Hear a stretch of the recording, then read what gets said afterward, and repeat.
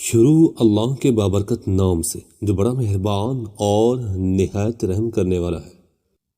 حضرت نعمان بن بشیر رضی اللہ عنہ کہتے ہیں کہ ابو بکر رضی اللہ عنہ آئے اور نبی صلی اللہ علیہ وسلم سے اجازت طلب کرنے لگے۔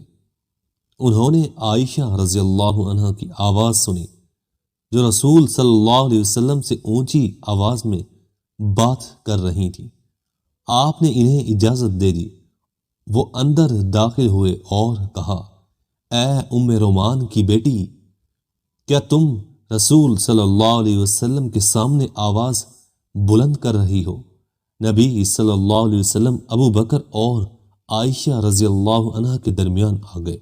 جب ابو بکر رضی اللہ عنہ باہر نکل گئے تو نبی صلی اللہ علیہ وسلم انہیں راضی کرنے کے لیے کہنے لگے کہ تم نے دیکھا نہیں کہ میں اس آدمی اور تمہارے درمیان آ گیا تھا؟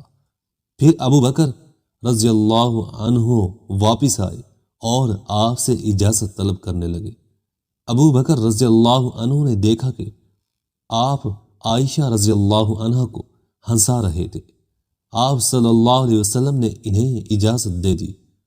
ابو بکر رضی اللہ عنہ اندر آئے تو ابو بکر رضی اللہ عنہ نے ان سے کہا، اے اللہ کے رسول، اپنی صلح میں مجھے بھی شریک کر لیجئے جس طرح آپ نے مجھے اپنے جھگڑے میں شریک کیا تھا۔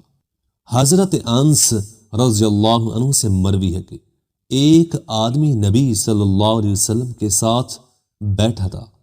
اس کا بیٹا آیا تو اس نے اسے پکڑ کر اس کا بوسہ لیا اور اسے اپنی گود میں بٹھا لیا۔